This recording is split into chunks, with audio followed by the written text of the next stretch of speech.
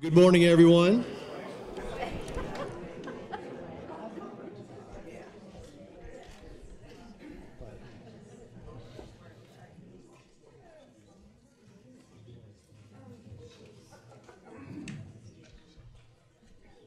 Good morning, and welcome to the 17th Annual Georgia Writers Hall of Fame ceremony. I'm Toby Graham, University Librarian and Associate Provost, and today we gather to celebrate the lives and the works of Michael Bishop, Tre Jones, Cynthia Shearer, and posthumously of Furman, Bisher, and Francis Newman. They're among the 65 writers inducted since the University of Georgia established the Georgia Writers Hall of Fame in 2000.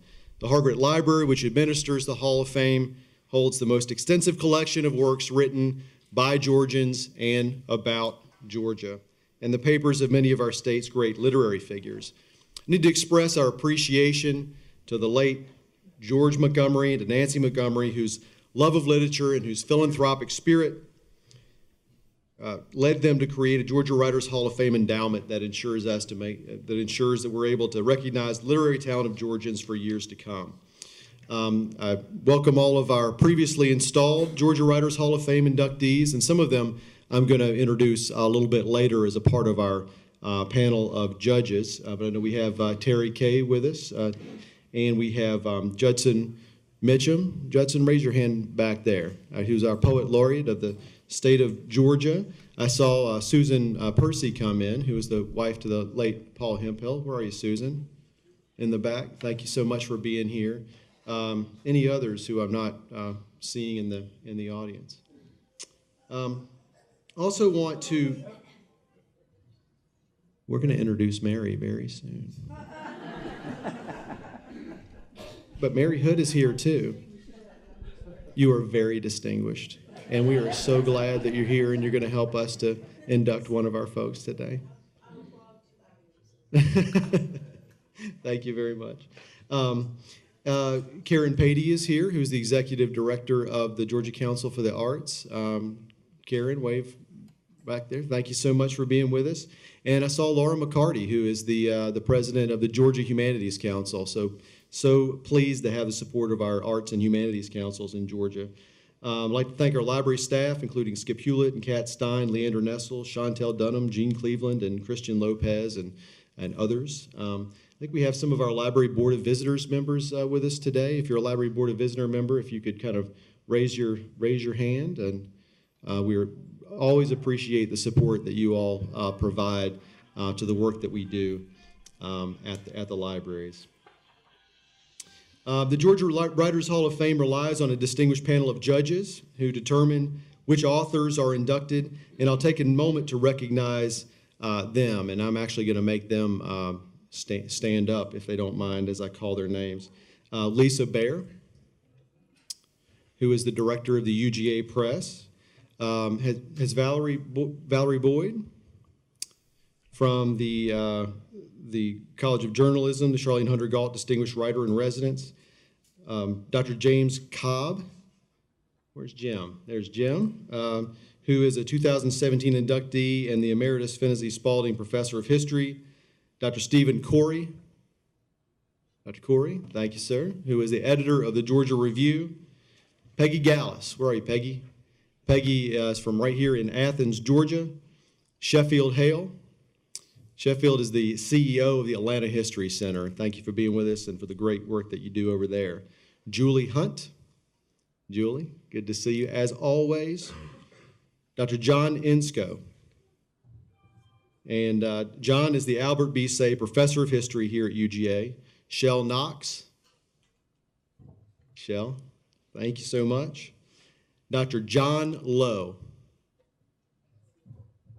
John, he's the Barbara Methvin Lester Distinguished Professor of English here at UGA. Dr. Hugh Rupersberg. And Hugh is the Emeritus University Professor of English and Senior Associate Dean at Georgia.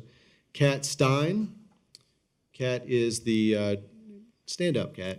Kat is the Director of the Hargreaves Rare Book and Manuscript Library. Lisa White. Hi, Lisa, from Savannah. Neely Young, who is the Emeritus Publisher and editor-in-chief of Georgia Trend Magazine. And not able to be with us are 2016 inductees Bill Shipp and Roy Blunt Jr., and 2017 inductees Alfred Korn and Kevin Young.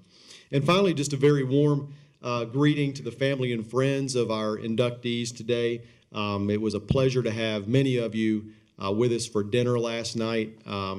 If you didn't have a good time last night, you hit it well, because it seemed like everybody had a lovely evening. And now I'd like to introduce Terry Kay, who will help us to induct Furman Bisher. Terry is a 2006 inductee into the Hall himself. He is the author of 17 books, the recipient of a list of awards that is too long to enumerate in these particular time constraints, but he has been a Georgia Writer of the Year 4 times, and in fact, the Atlanta Writers Club's annual fiction award is named for him. Terry's participation represents a change from your printed program, so we were grateful that he could be here and help us in short notice, and certainly is a highly appropriate person to do it, as he is not just an admirer of Furman Bisher's writing, but also has been an advocate for the public appreciation for his legacy as well. So, Terry, welcome to the podium.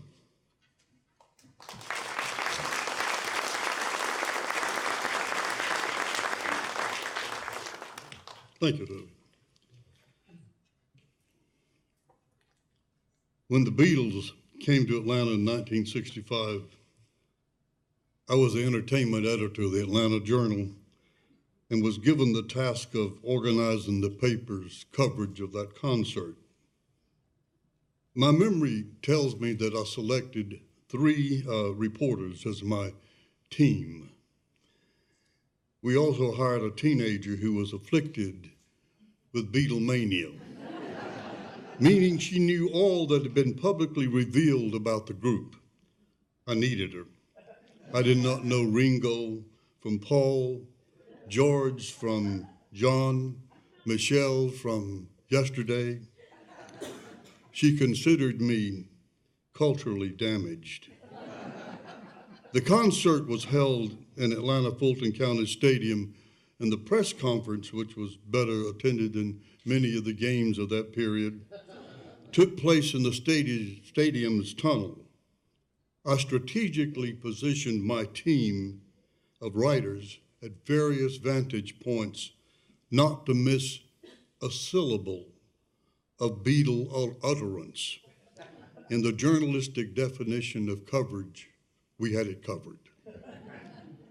Then I looked across the tunnel and saw Furman Bisher taking notes. I said to the reporter nearest me, "You can put away your pen." He said, "Why?" I said, "Bisher just entered the room." The following day, Furman's column elevated the writing of celebrity news as only Bisher could. It was a mild tease of the hysteria that trailed after the Beatles like a shrieking madness. It was clever and funny. I remember this line: "There were so many flash bulbs going off, it sounded like a giant egg fry." And that is exactly what the flash bulbs from the old camera sounded like, a sizzling with each flash. That moment's memorable to me, but it's not unique. I have never known anyone who worked for or with Furman who could not tell you such a tale, from copy boys to the giants of the world of sport and business. In the program, you will see an abbreviated biography of his life. It's a small stone skipped a few feet across a shallow pond. I can tell you there is a much larger story out of where the stone is a boulder and the pond is an ocean. A story telling how he made it out of Denton, North Carolina, to become one of the most renowned sports writers of the last century, along with such luminaries as Grantland Rice, Red Smith, Shirley Povich, Jim Murray, Damon Runyon, Dick Young, Mary Alderman, and Ring Lardner.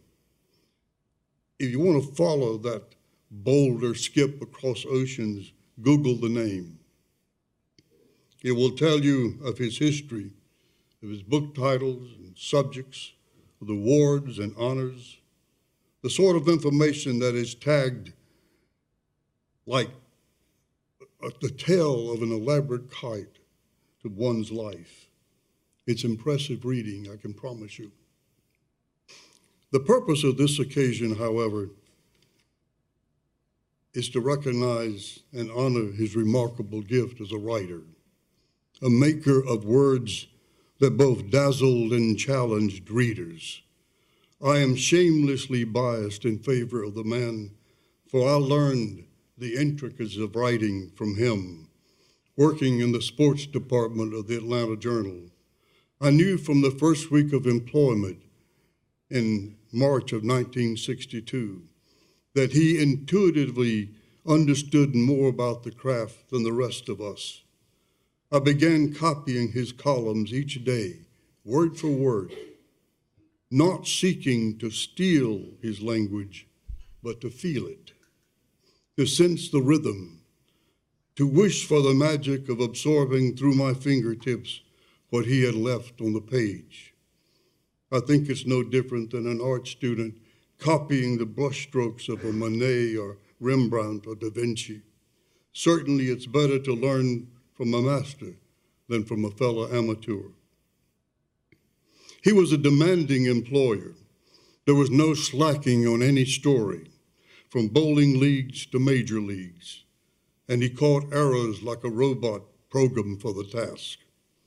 Once on a Saturday evening, we determined to produce a perfect section, and every staff member working that night read and reread and reread the final edition, checking for the slightest mistake. Satisfied we had missed nothing, we had it replated, and then in the dark of night, we slipped the paper in the mailbox of his residence. On Monday, he came into the office and dropped the sports section on the copy desk. Circled in red was a box score of some minor league game where the math was off by one number, one. Pay attention was his admonition. Our greatest fear was having him poke his head out of his office door, fix his gaze on one of us, and utter these terrifying words. Got a minute? It was much the same as, do you have any last words? But again, his conduct as an employer is not the issue here. It's the writing that matters. Even those people who disagreed angrily with him freely admitted that his writing was superior. For those of us who worked for him, the Bisher boys, it was a matter of awe. Lee Walborn, the retired editor of Atlanta magazine, uses these words. He taught that no word was insignificant, that each cuts with a different blade, sculpts with a different chisel. He taught words as a religion. Jim Minner, the retired executive editor of the Journal Constitution, who knew Furman better than anyone, has written of him, he put more quality words on newsprint than any other writer in the last half century of the 20th century. Those who understand the demands of writing, it is not an exaggeration. If you want proof of Walborn's or Minner's take on him, read the Thanksgiving columns.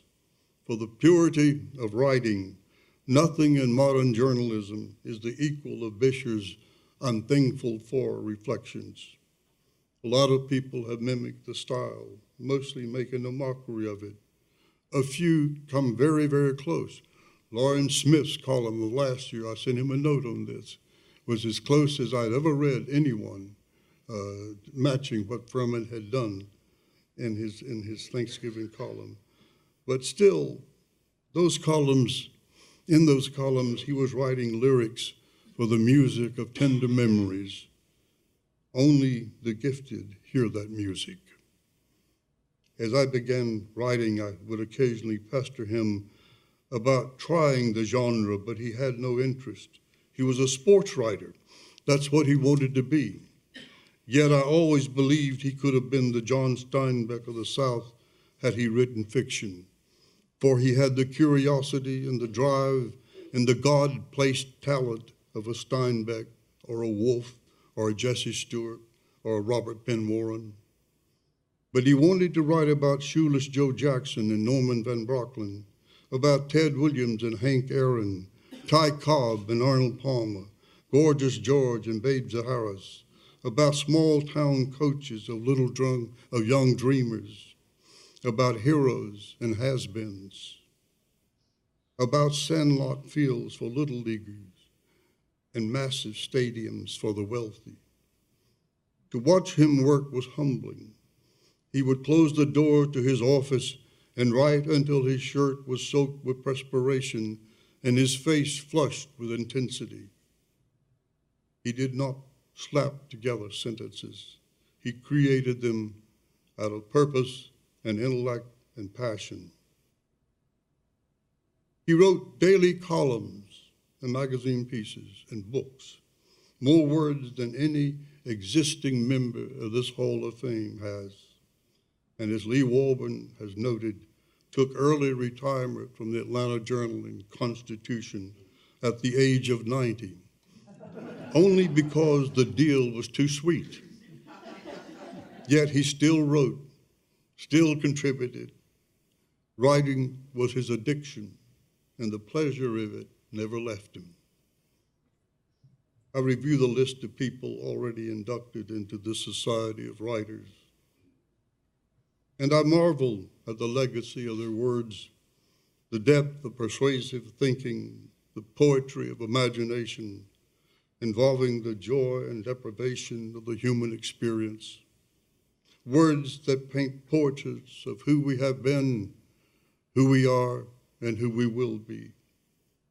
For years I have believed Furman Bisher belonged to the forefront of this company because of his unique artistry in using a 1948 Royal typewriter to reveal stories of our place in this world.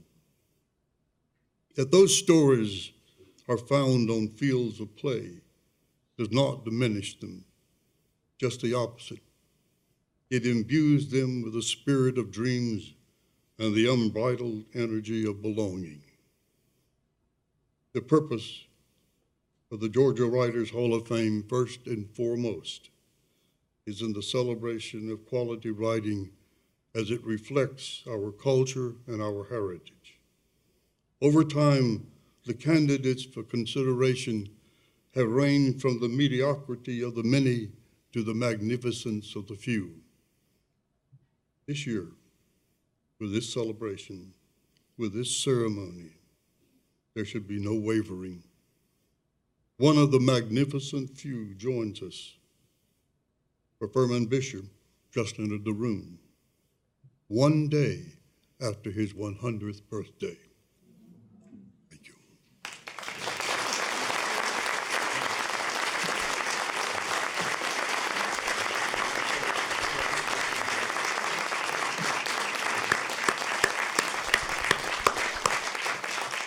Thank you, Terry.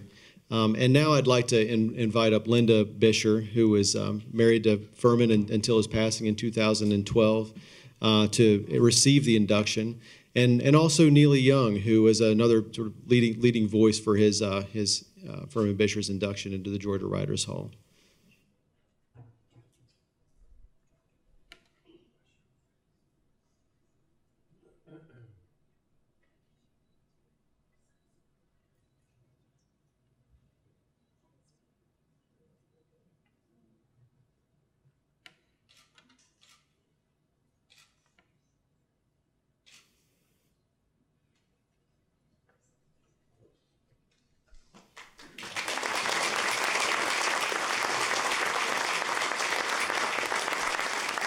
That was probably the most fabulous thing I've ever, and I'm in tears, and I thank you all.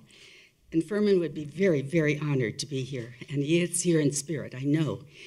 But just as wonderful as all of this was, he was a darn good husband, too, I want to tell you.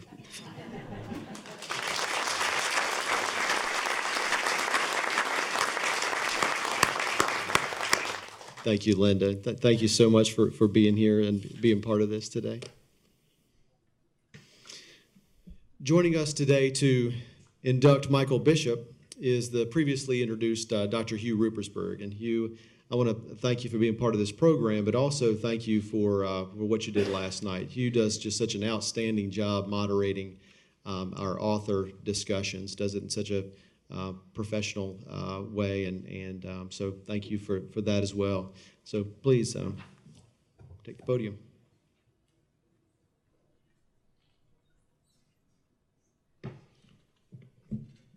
It's difficult to be an introducer who has to follow Terry Kay. And that was a great introduction, Terry. I am pleased to introduce Michael Lawson Bishop, who is being inducted today into the Hall of Fame. He is the nationally known author of 16 novels and a wide range of stories, essays, and poems. Much of his work is science fiction and fantasy writing, and he's not particularly comfortable being forced into that one category.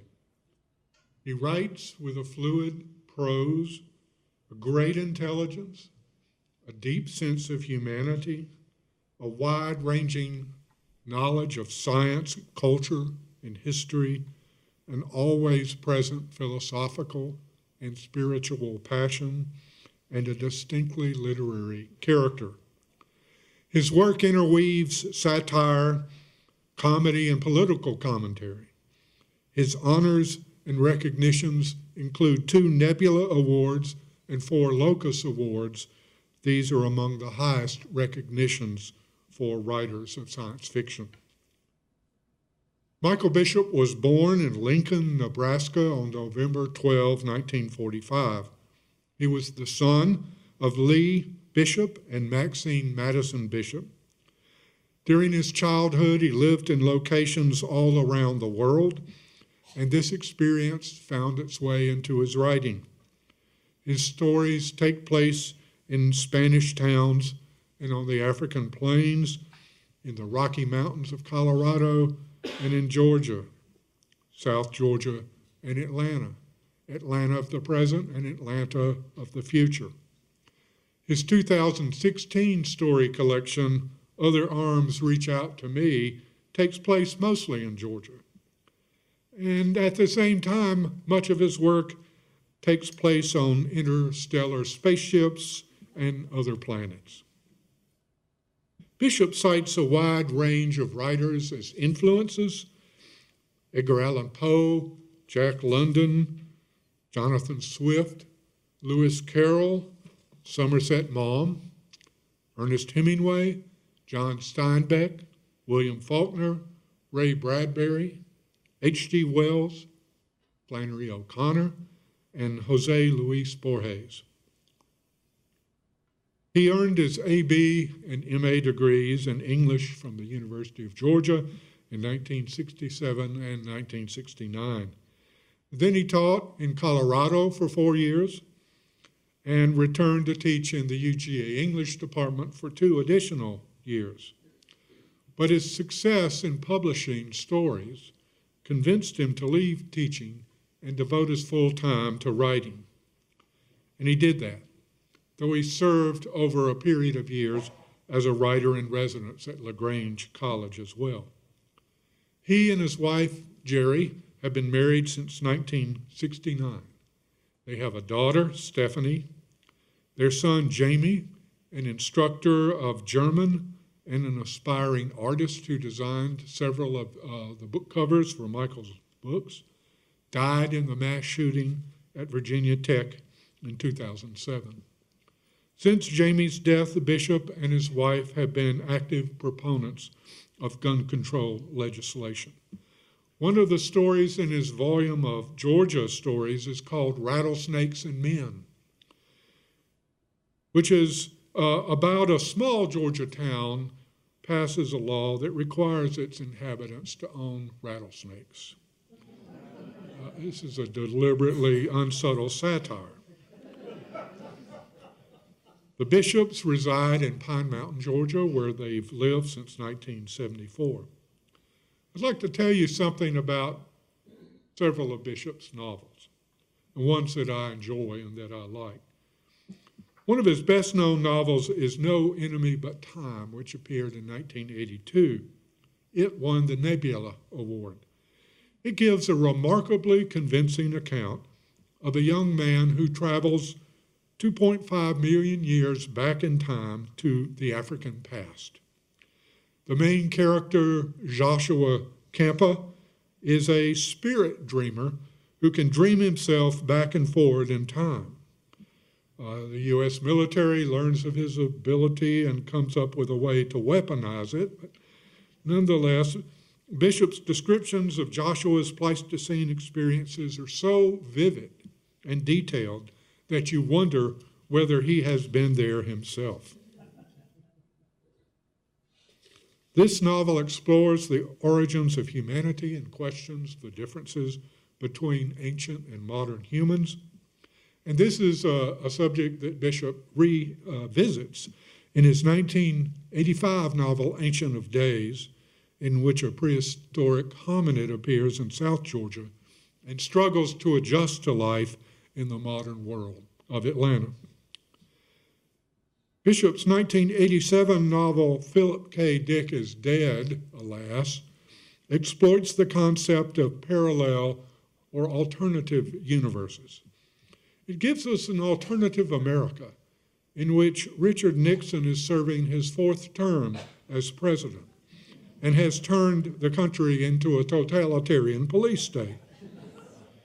The ghost of Philip K. Dick plays a major role in this novel. It's an essentially comic and highly ironic novel that explores this dystopian world and invites us to compare it to our own. The absurdity of this novel is part of its charm. In one scene, the main character travels with Richard Nixon to the moon with a gerbil-like creature called a Brezhnev bear. The 1984 novel, Brittle Innings, Bishop uses to blend fantasy, baseball, South Georgia, Gothic literature, reminiscence, and humor. It's about a small-town minor league baseball team during the 1940s, and it traces the career of a rookie shortstop that the team has recruited. That rookie becomes friends with a hulking first baseman named Henry Clerval. Clerval, as it turns out, is also the central character in a well-known 19th century British novel that is celebrating its 200th anniversary this year. Compelling though Clerval's story may be, he is only a secondary character in this novel that is more about baseball and small-town mid-century life in Georgia. This novel won the Locus Award for Best Science Fiction Novel. Bishop has written many other novels, science fiction, fantasy, mystery. He recently published a novel for young readers, Joel Brock the Brave and the Valorous Smalls. And he has published also 2 volumes of poetry and a collection of essays and reviews, and has edited 7 anthologies of science fiction and fantasy. And I'd like to make a special note of his short stories. He has written many short stories, and a very fine work they are. They have appeared in magazines and journals and have been collected in 8 published volumes. His first story, Pinion Fall, which came out in 1970, was an accomplished story that is about an alien invasion, and it recalls both Rod Serling, Bradbury, and Faulkner. In what was an unusual honor for a science fiction writer, Best American Short Stories 1985 included his stories Dogs' Lives, which is about dogs, cyborgs, travel to Sirius, and imagination. The Shirley Jackson Award for Best Short Story in 2008 went to his story The Pile. One of his most recent stories, published in 2017, is Gale Strang, which has a truly unique point of view. A self-aware birdcage narrates an amusing tale about an eccentric woman in a small southern town who takes in an intersex teen trying to find her way. His most recent book, published this past August, is The Sacerdotal Owl and 3 other long tales. Michael Bishop is a truly accomplished writer and a fitting new inductee into the Georgia Writers Hall of Fame. If you haven't already done so, I hope you'll have the opportunity to read some of his work. Thank you.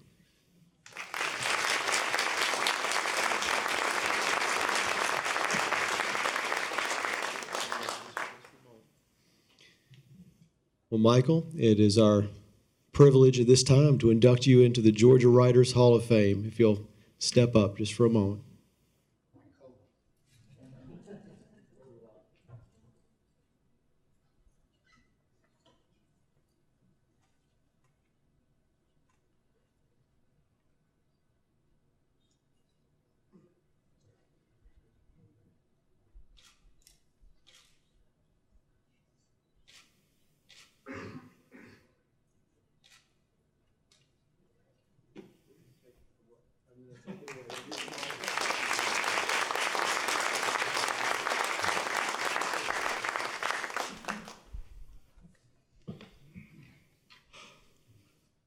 I feel fortunate even to be here this morning.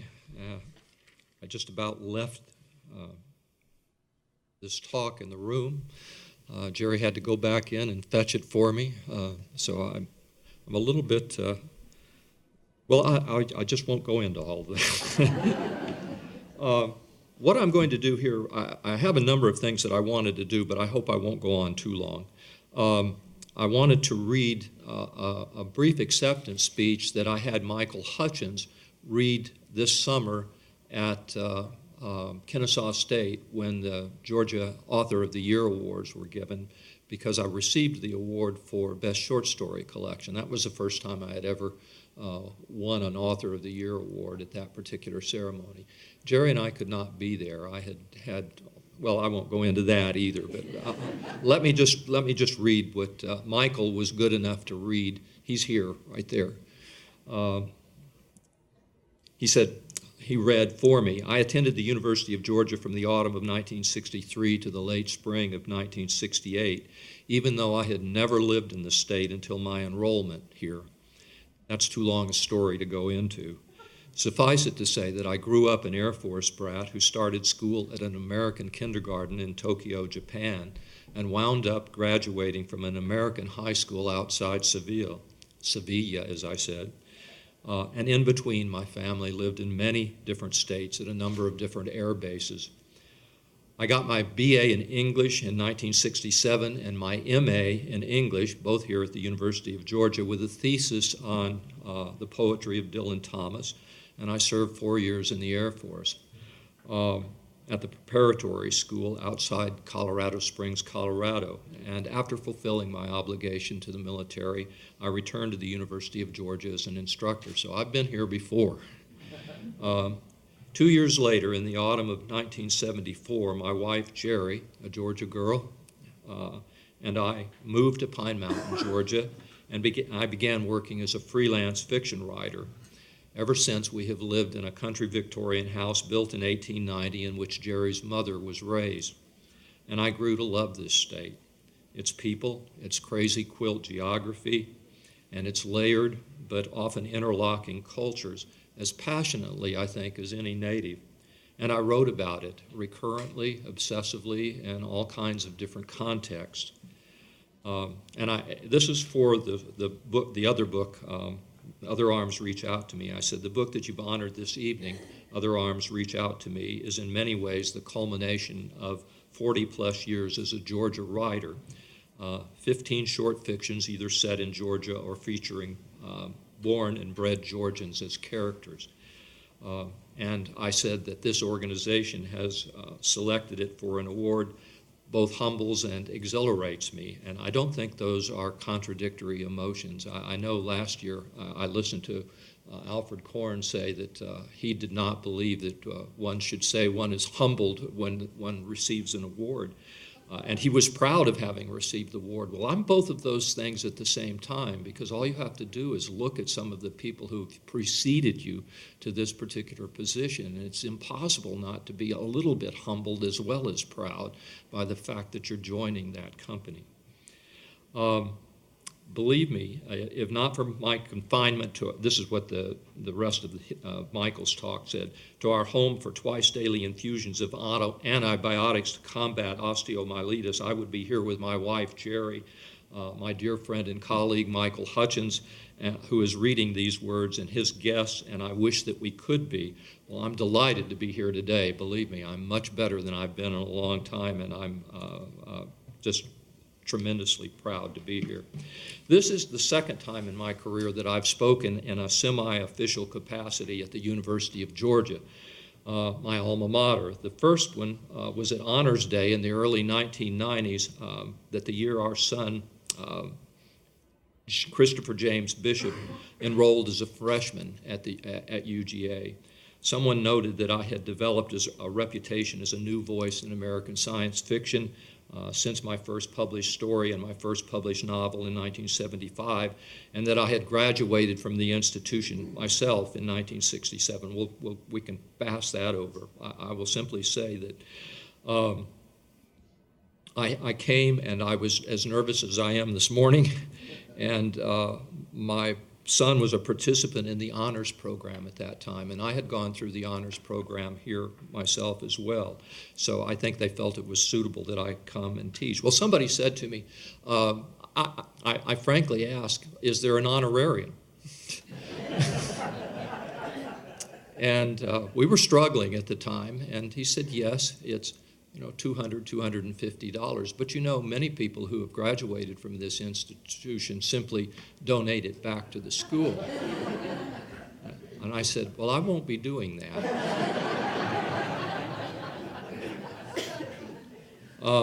And then, of course, both of our children ended up eventually coming to the University of Georgia, and this was in the days before the Hope Scholarship, and both of them would have qualified for the Hope Scholarship if only there had been a Hope Scholarship.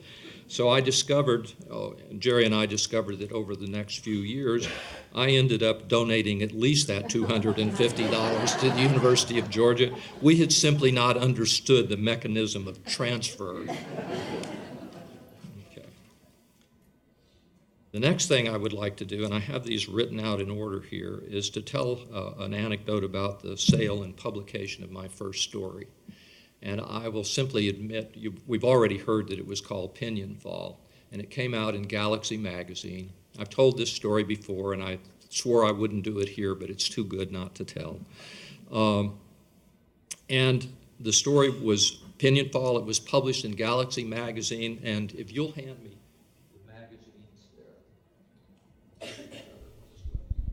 sorry, I'm in the visual aids. But this is the cover of the first fiction publication I ever had. The first real publication that I had was of a poem in the Georgia Review. I won't read that this morning. But right here, you've got Pinion Fall on the cover and my name on the cover, and that was just unheard of. I don't know why the editor did that, but he did that. And then right underneath is Robert A. Heinlein. Of course, if you know anything about science fiction, you've probably heard of Robert Heinlein along with Ray Bradbury and Isaac Asimov.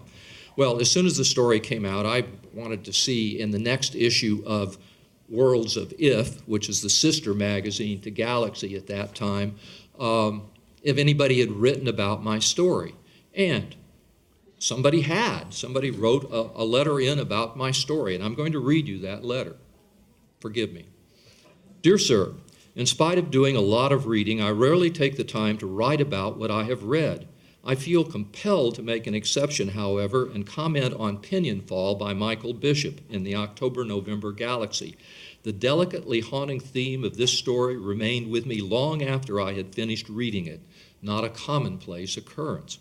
The writer shows a sensitivity of expression and a talent for original description not frequently encountered. I can still see camels standing in the snow. That was the last line of the story. I look forward to reading more by Mr. Bishop. And it was signed Mrs. Charles E. Willis, Albany, Georgia, 31705. And Mrs. Charles E. Willis of Albany, Georgia, was my mother.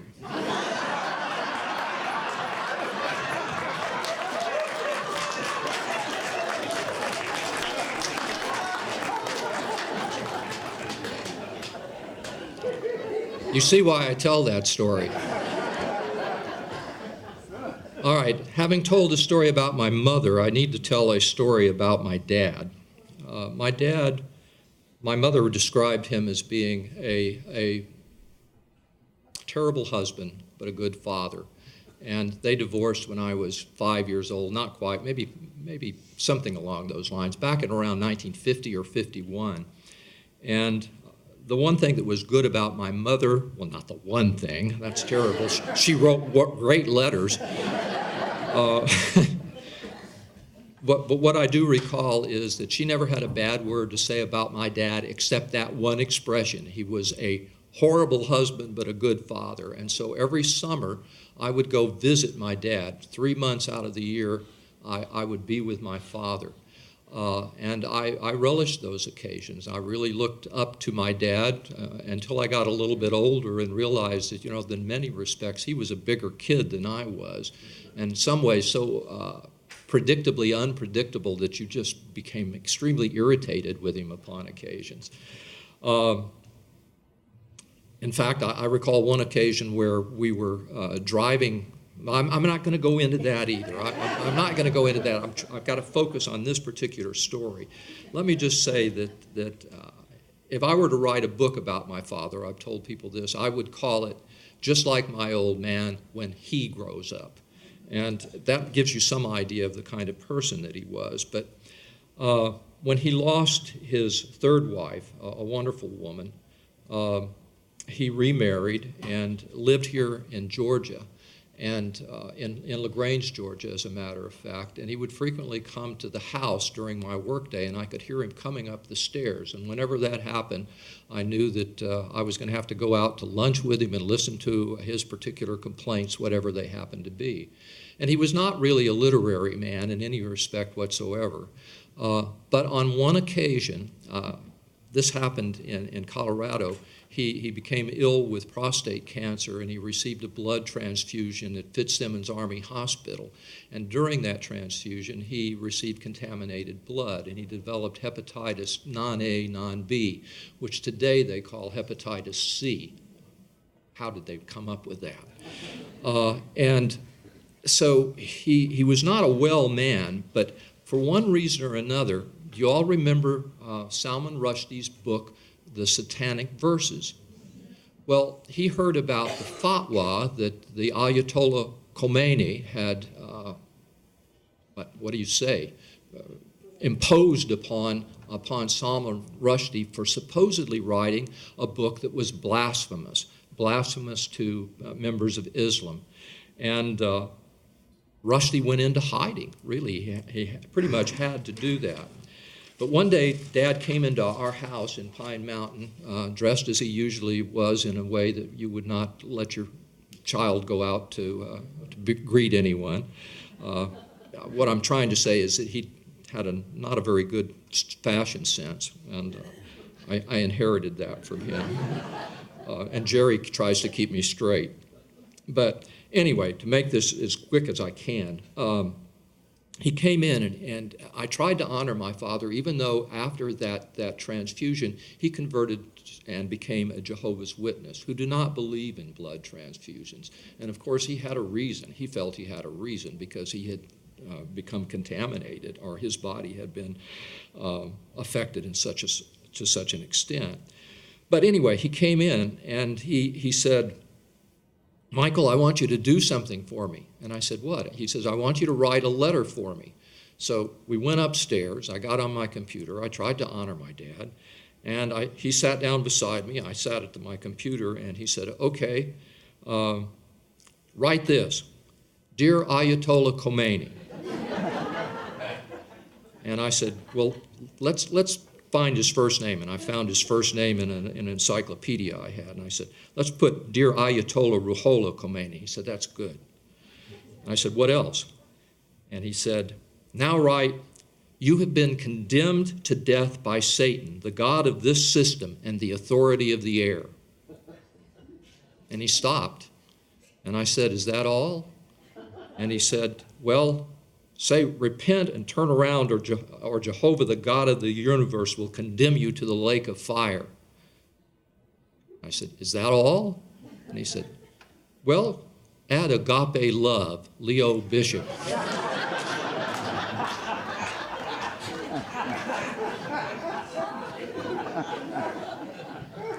All right, I'm moving on.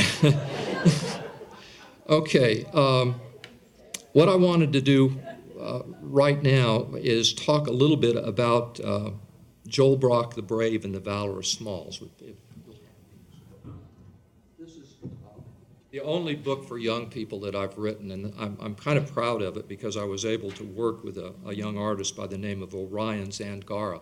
I wanted black and white illustrations in it, and we worked very closely together to determine what things to illustrate and what not to. You can't really see them in this, but one of the things I wanted to read is I have my family here, and I wanted to read this in the very opening.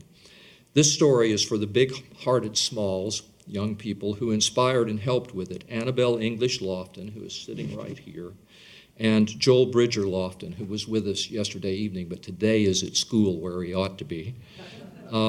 And I called these two young people a future oboe and ukulele player of America. That's Annabelle, who has now become more of a singer. And if you heard her sing, you would not believe it.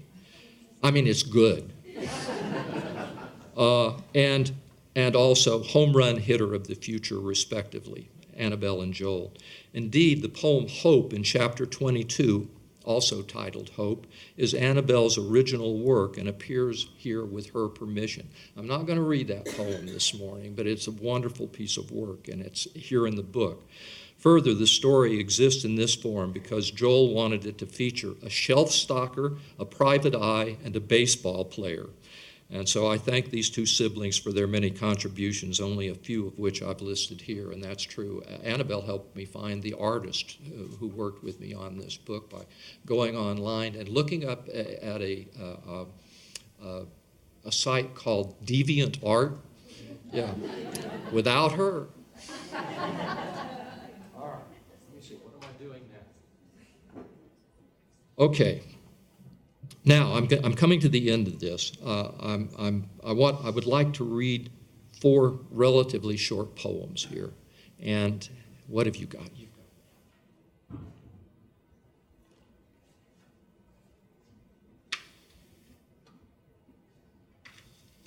My daughter Stephanie is here, and she's sitting right there. She is now a pastor and became an ordained Presbyterian minister last November, just as I was getting out of the hospital, and we were able to be there, and she was able to serve communion for the first time, being ordained on that day, and Jerry and I and other family members took communion from her hand, and I can't tell you how moving that was. Anyway, this is a poem that owes a little something to William Butler Yeats, and it's the longest one I'm going to read, so I hope you'll bear with me. It's rhymed, which is not something you encounter that often anymore, at least not good rhymes, I think. Stephanie, you are 3 years old. Although I found the time to scold, tease, coax, cajole, and play my part, you've never had from Daddy's heart a poem whose significance is guerdon for your foxy glance, odd tribute to your savoir-faire, or cadenced proof that I might care. It's not because I don't, you know. At 28, 3 years ago, my twist of heart for poetry was twisted knife-like back on me by fool's finance and lack of nerve. Lost then the songs you still deserve. But that's all past, a long digression, and now I mean to make you one. For his daughter, Yeats wished a touch of beauty, but yet not so much to ensorcel all her suitors with memories of mythic whores. He wished her courtesy to sing like linnet's laughter echoing, and her calm qualities of mind to still the taunts of those less kind. He wished for her a bridegroom who, dependable as twilight dew, would make their home a hermitage in which their love of law was liege. Custom and ceremony were the rich brocades he wished for her, for in their staid habiliments the silver thread of order glints. Watching you, daughter, play at chess, which she did at 3, with fire, flare, and flagrant guess, I see the virtues Yeats once touted, thrown to the gales and thereby routed. Across from you, upon the floor, your brother sits and views the war that you with gaudy verve have waged. He's only 5, but he has aged. That ceremony haunts the board, hierarchy of queen and lord, you understand quite well enough to romp its squares with shove and bluff. But when crass custom lays a claim against the progress of your game, or strangling order gives you fits, you fold your arms and call it quits. Although your brother may despair, I find I like the way you wear your young contempt for ritual. Each column and diagonal imposes patterns on your play that masters feel obliged to say are challenges to choicer art. Why, even my metrics take their part. But in our cold misericord, the propane burner by your board seethes and hisses as you strike down this platitude of high renown. The hardwood strewn, because you please, with tiny carven casualties. Custom, ceremony, place, each is an eidolon out of reach. It doesn't matter, Stephanie. A modest taste for anarchy becomes the bird still taking wing. And that you'd rather lose your king than any other piece for which you've come to feel a friendly itch shows only that we bishops move tangentially to prove our love. Thank you.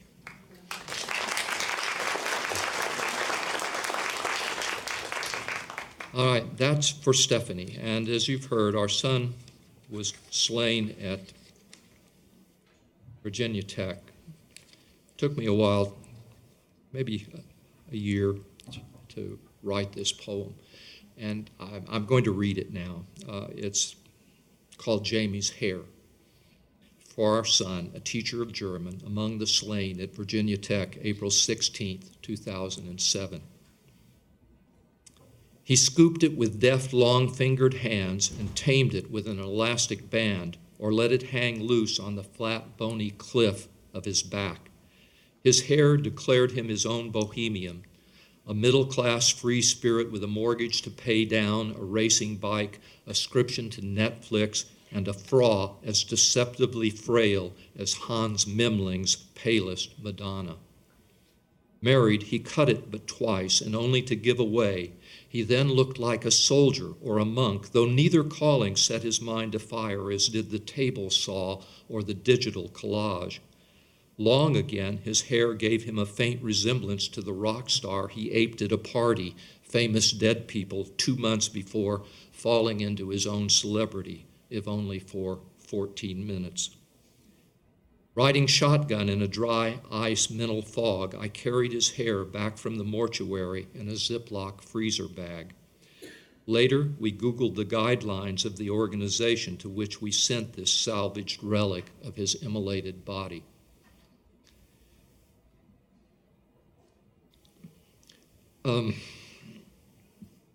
Sometimes I try to picture its recipient, thinking on her world, a purple zinnia, a swim in the bell-shaped pool, a milkshake after chemo, but I see only his shorn head at the crematory door, serene as a bodhisattva, soon to kindle in a fire that will never consume our love, a fire his hair escaped to adorn the skull of someone younger, dying, but not yet dead. That's okay, that's okay. I'm going to read another poem, a short poem, about him when he was small. And this took place at the University of Georgia, and I wrote it here at the University of Georgia. And it's called Between Classes. I was teaching here in 1973 and 4. A closed office, light off. I sit in my chair and look at the floor, between classes, a moment of solitude, maybe even ennui. I'm always alone in this place. Venetian blinds, unfilled bookcases, dolor.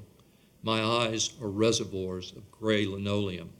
Once or twice I've brought Jamie up here. He likes it, the bigness, the excitement of the long halls, water coolers like skyscrapers in the gloom.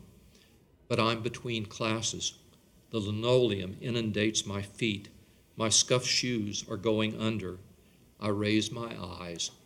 On the lowest dusty shelf, Jamie's handprints. And that really brought me around on that particular day, because I remember sitting there and those handprints on that bottom shelf were a sign that I wasn't alone. And let me try to conclude here at this point.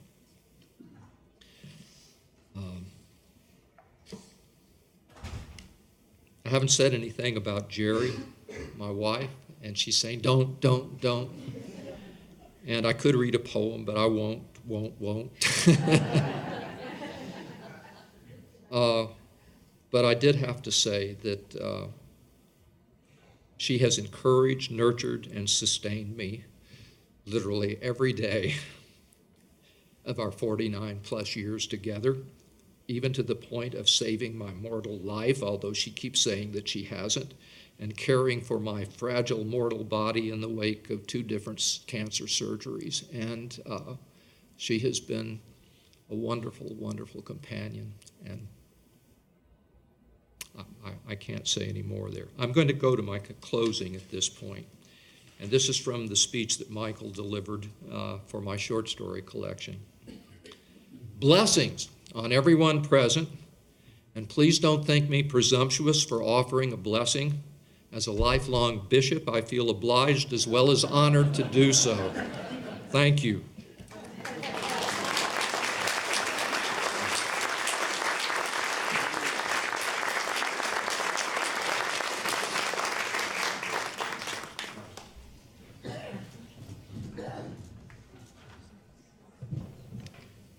Thank you, Michael. Tre Jones fully expected to be with us today. We all certainly thought that she would, everyone except for her publicist, who informed her somewhere along the way that she was contractually obligated to be at an event in Southern California today. But still, we have her recorded remarks, which we'll share in a few moments. And to introduce her, we have one of UGA's best, Dr. Barbara Mccaskill. Dr. Mccaskill is a professor of English here at UGA and a director of the Civil Rights Digital Library. So, Professor Mccaskill, if you'll come help us to induct Tre Jones into the Writers Hall of Fame.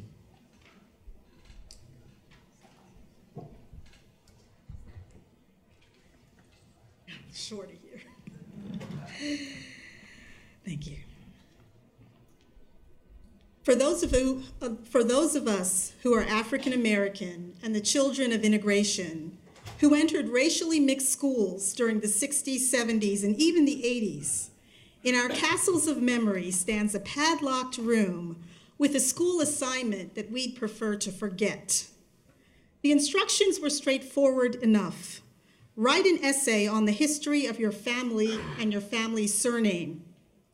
For students like me, descended from enslaved Africans, this precipitated an excruciating process, made even more challenging because one's classmates were majority white. The teacher was always white. And the surname one's Black family carried was that of a white family whose members had bought and sold human beings, men, women, children, infants. Being descended from enslaved persons meant one often had stunningly little to go on, since prior to 1870, only free Black people were named in the federal census. And after the Civil War, many formerly enslaved persons changed their surnames more than once. So, many white students in my classes could write with temerity about family crests, genealogical charts, or letters and journals featuring foxed yellow pages and cobwebby cursive signatures. To such apparent proof of the authority of the literate and the ineluctability of print, some of us Black students could bring the messier, less certain oral tradition, the names of people and places recited by heart from our elders or reverently preserved in family prayers. Others defaulted to dreams of who our ancestors might have been. We became the spin doctors of enchanting adventures featuring daredevil pirates and dazzling monarchs, the soothing replacements for histories we knew were awful and traumatic, yet true, the substitutes for silences that one distant day perhaps we would be able to fill with sounds. Tayari Jones's fictions reflect this unsettling, shifting, complicated relationship of African Americans with the stories we tell to and for ourselves, the stories which have always been our legacy and our wealth. They articulate the ongoing struggle over generations to claim our authentic names and narratives. In her 4 novels, Leaving Atlanta, The Untelling, Silver Sparrow, and An American Marriage, and her numerous short stories, it is the Deep South whose live oaks, attenuated pines, midnight trains, and meandering waters signal both comfort and menace, where such tensions among her Black characters escalate. It's as if Jones's characters, invigorated by her prose, shimmy out of our pages or screens to brew another cup, pull a chair beside us, and confess to us their kitchen wisdom and secret foolishness, how they celebrate the living and mourn their dead, what they've sacrificed for others and themselves, when they've trusted, why they've betrayed, and what it means to work and scheme for their children when being Black abducted, missing, and murdered, like the lonely 5th grader Rodney Green in Leaving Atlanta, exacerbates distrust and anger between the public and the police, and when being Black and misidentified as someone else can merit a prison term, which is what happens to Roy Hamilton, otherwise known as Roy Jr., the hard-working, self-starting Morehouse man and husband in An American Marriage. Like rendering the fat from bacon, Tayari Jones's writing separates Atlanta from such ubiquitous tags as the city too busy to hate, the New South, the Dirty South, the land of the Peachtree Streets, and Hot Lanta, in order to extricate new and subversive meanings. The Harlem of the South, which is what the Atlanta Daily World on Sweet Auburn, once the richest Black corridor in the world, called the city's Black community, is both cosmopolitan and provincial. The subdivisions, skyscrapers, cafes, and corner markets of its African-American middle and working class neighborhoods, from Cascade and College Park and West End to East Point and Stone Mountain, stand like a crossroads where the past intermingles with the present and dreams come true can turn out to be the devil in disguise. In Leaving Atlanta, for example, the triumphs of the civil rights struggle are tested in the early 80s by the serial murders of 28 Black children. The tangled loyalties of Silver Sparrow's James Witherspoon to the legitimate and bastard daughters he desperately keeps from learning about each other are symbolized in her novel by how the beats of Usher and Outkast pumped from sleek SUVs compete with old school R&B harmonies flowing from stately Chryslers and Imperial Crown Vics. The Untelling and An American Marriage present Black families in Atlanta and the Deep South who fall in and out of love with themselves and each other. They linger lovingly before heaping platters of home-cooked soul food and are divided by secrets that block their throats like a tumor. Tayari Jones was born on November 30, 1970 in Atlanta, Georgia. Her parents, Barbara Ann Posey and Mac Jones, were active in the African-American freedom struggle during the early 1960s, as well as educators and professors in economics and political science, respectively, at Clark Atlanta University, where the scholar W.E.B. Du Bois and muralist Hale Woodruff once taught. She graduated with the bachelor's degree in English from historic Spelman, the premier African-American women's college, which has nurtured successful writers such as Alice Walker, also in the Georgia Writers Hall of Fame, and Pearl Cleage, one of her mentors. She earned her master's in English from the University of Iowa and an MFA from Arizona State University. Her debut novel, Leaving Atlanta, swept the inaugural Zora Neale Hurston Richard Wright Foundation Legacy Awards for debut fiction, and it was named Novel of the Year by Atlanta Magazine and Best Southern Novel of the Year by Creative Loafing Atlanta.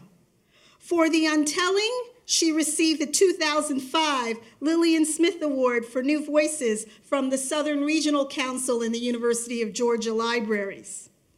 Silver Sparrow is an educator's favorite. I've assigned it in my own undergraduate classes. It was selected for the popular Big Read programs sponsored by the National Endowment for the Arts.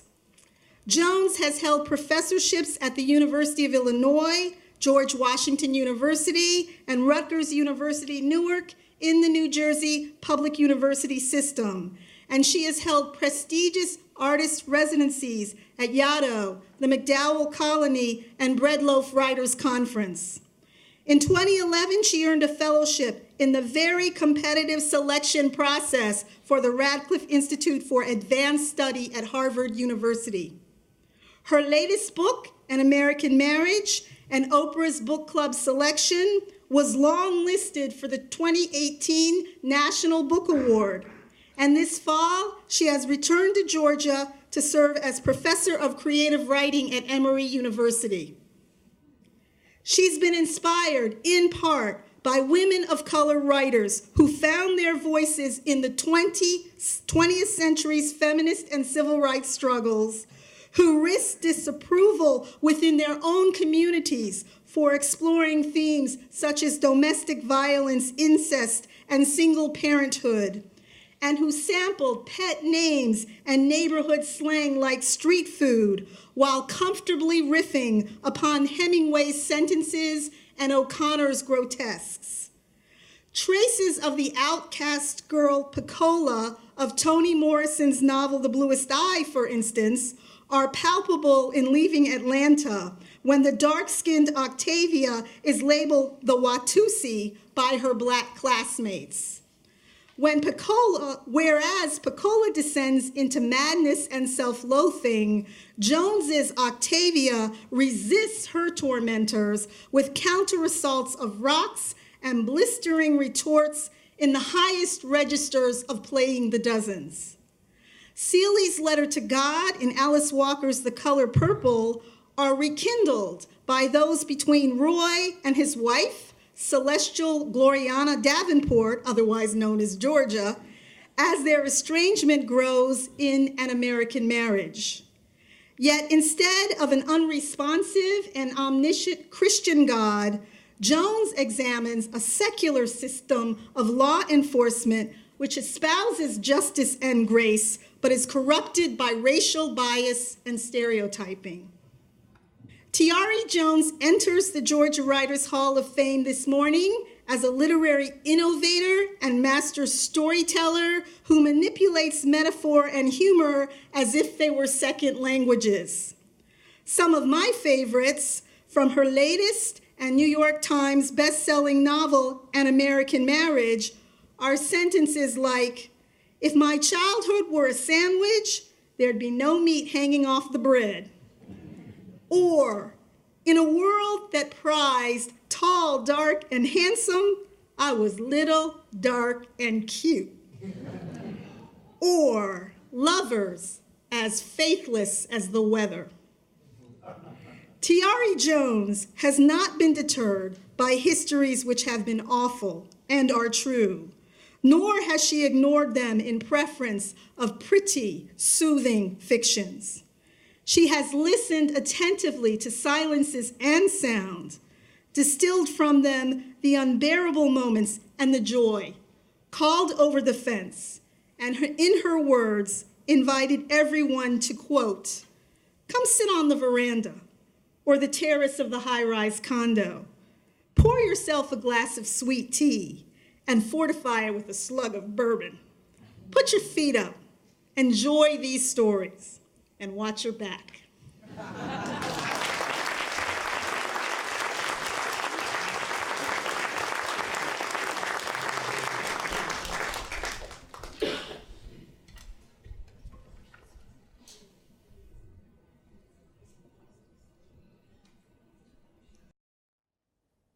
Thank you very much for the honor of being inducted into the Georgia Writers Hall of Fame. I'm very sorry that I'm unable to be with you at the University of Georgia for the ceremony. Sometimes people ask me my opinion about wearing various labels as a writer or even as a person. They want to know if I feel pigeonholed when I'm designated as a Black writer, a woman writer, a Southern writer, and so on. But for me, these labels are the places from which I draw my greatest strength and creativity. I am proud to be a Black woman Southern writer from the state of Georgia. When we look around the room at the inductees today and the inductees from the past, and when we anticipate the writers who will join us in the future, who would not beam to be in their august company? As you may know, I haven't lived in Georgia since I left UGA in 1997 with only the first 20 pages of my first novel called Leaving Atlanta. I can't believe that I've been away from home for more than 20 years. Until very recently, I've lived in Brooklyn, and when I tell people up north that I'm from Georgia, they act like I got to New York on the Underground Railroad. At first, this helped fuel my writing. I felt moved to write novels about the South, about Georgia, about Atlanta as I know it, complicated, and while not too busy to hate, still moving forward into a bold future while keeping its eye on the past. But now, after 2 decades of being a Southern writer in exile, I am happy to tell you all that I have returned to Atlanta. Let me end with an opening line of my new novel, An American Marriage. The hero, Roy Davenport, declared that there are 2 kinds of people in the world, those who leave home and those who don't. Although I am the one who put these words into his mouth, I would beg to differ. There are those of us who leave home and those who don't. But then there is a third category, those of us who come back. Thank you so much for this warm homecoming. It is an honor, and I am very grateful.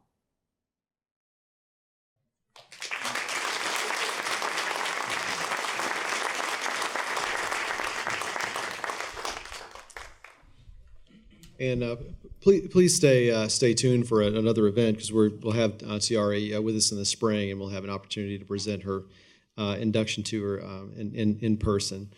It's time now to induct Frances Newman posthumously into the Georgia Writers Hall of Fame, and in doing so, we're grateful to have with us Professor Jim Cobb. As I mentioned previously, he's the Emeritus Finney Spalding Professor in History at UGA, among the nation's leading historians of the American South, and importantly for today, a 2017 inductee into the Georgia Writers Hall of Fame. So, Professor Cobb.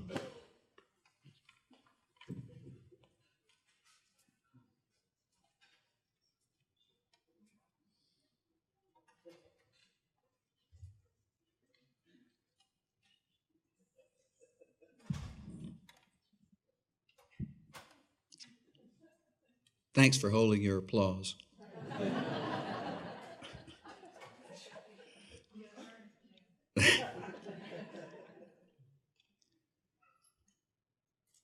I might as well own up at the outset to what is about to become painfully obvious. I have developed an incredible crush on a woman who has been dead for 90 years. I can only hope to reveal in my remarks here today that far from being bizarre or embarrassing even, my heart on my sleeve affection for Ms. Newman is more than justified. Because Frances Newman's fiction features high-born female characters struggling either to live up to the Southern code of true womanhood or throw off its soul-crushing burdens, her own background is particularly noteworthy. She was born in 1883 to a father who was a Confederate military hero and prominent judge, and a mother directly descended from the founders of Knoxville, Tennessee. In keeping with the gender expectations attendant to their social rank, they sent their daughter to finishing schools in New York and Washington, D.C. After a brief stint at Agnes Scott in 1912, Frances earned a library science certificate from Atlanta's Carnegie Library, where she worked from 1914 until 1923, when she took a leave to study at the Sorbonne and complete the short stories Mutations, which included selections she translated from 5 different languages. Upon her return from France in 1924, she joined the library staff at Georgia Tech, which I'm sure to this audience is a bizarre and ill-advised decision, which she hastened to correct by leaving in slightly over a year. In 1928, the South's most distinguished female writer, Ellen Glasgow, cited this very same Frances Newman as one of a little band of Southern writers, including North Carolina playwright Paul Green and Virginia novelist James Branch Cabell, who had broken away from a petrified past overgrown by a funereal tradition to attempt a reevaluation of both the past and the present, subjecting the raw material of life to the fearless scrutiny and spacious treatment of art. In Glasgow's estimation, thanks to Newman and her cohort of rebellious writers, for the first time in its history, the South was producing a true literature of revolt. Not unlike Glasgow herself, albeit in considerably more satiric and daringly iconoclastic fashion, Frances Newman focused on her region's stifling and destructive gender conventions within a broader critique of the hollow values of both the Old South and the New. The reality that as a woman she was in many respects the most rebellious of all of Glasgow's literary insurgents makes it all the more tragic that she died less than 2 weeks before Glasgow's pronouncement appeared in print. Her death also came just a few months after the publication of her second highly provocative novel in a 2-year span. Yet Newman had actually earned her stripes as a literary boat rocker much earlier through her witty, cleverly indirect, but no less devastating critiques of contemporary writing, which appeared in a steady profusion of essays and reviews, first in the Atlanta Constitution and later in more widely recognized literary media outlets. To put it mildly, Newman was no respecter of literary deities or messiahs come lately. Conceding that Nathaniel Hawthorne was a universally esteemed novelist, she nonetheless found his House of Seven Gables not far from the most uninteresting novel ever written, adding for good measure that whatever else Hawthorne could do, he couldn't write. Meanwhile, sounding a discordant note amid what struck her as an unseemly chorus of knee-jerk acclaim for F. Scott Fitzgerald's This Side of Paradise, she chided the author for his lack of originality and imagination, declaring his first novel impossible to read without having one's blood pressure mount. When Fitzgerald wrote to complain, Newman shared the letter with her mentor-admirer, James Branch Cabell, professing to feel as though she had pulled a spoiled baby's curls and made him cry, before adding wickedly, "Please send it back. First blood, you know." Here in a nutshell was why Cabell, whose own work had not always risen to Newman's exacting standards, admitted that among most of her fellow writers, her reviews had earned her such cherishing as men accord to the rattlesnake. Though the focus of her reviews was ostensibly literary, Newman did not hang back from hitting a lick or two at the social and political taboos and sexual double standard imposed on all Southern women, be they inspiring writers or not. In 1920, with women's suffrage now a constitutional right and the first opportunity to exercise it finally at hand, she noted that the women of Atlanta came down from their handsome but inconvenient pedestals with great pleasure last week, and, contrary to the warnings of male skeptics, found no resemblance between the polls and a prize fight or a circus. She stuck closer to her own realm and the themes of her novels when she later observed slyly that the cheerless idea that no one woman could possess both aesthetic and intellectual charms seems to be gradually giving way in the novel to the woman who can be conversed with before 30, and particularly to the woman whose appearance is still bearable after 30. Newman's observations on this front anticipated the sentiments of Catherine Faraday, the protagonist of her first published novel, The Hard-Boiled Virgin, who could not see any really good reason why no one had ever told her that she was surprisingly pretty for a girl who was as clever as she was. Like Newman herself, Catherine's social credentials and concentrated education in societal gender norms are impeccable. And early on in her search for the perfect husband she believes necessary to make her life complete, she realizes that men find Southern women charming if they embrace traditionalism, but interesting and exciting if they challenge it. Accordingly, she is reduced to such tortured observations as, there was a great deal to be said for the Old South, but not nearly so much as people had already said. Like Newman as well, Catherine comes to recognize and accept the distinction between sexual satisfaction and love, and to appreciate that intellectual satisfaction need not be subordinated to either one. Suffice it to say, The Hard-Boiled Virgin was a bit of a shocker for 1926, and enough of Newman's thinly veiled allusions to sexuality, sex organs, and other no-nos like references to menstruation and syphilis escaped her own, enough of these observations escaped her own censorious editor to assure that her novel was, in fact, banned in Boston. Upon hearing the news, its anything but dismayed author calculated that now that the Virgin has displeased an Irish Catholic policeman, I ought to become rich enough to buy a little house at once. Though she did not buy a house, sales were brisk enough to allow her to devote more time to writing and travel. She did both over the next 2 years, touring Europe and completing her second novel, which appeared in 1928.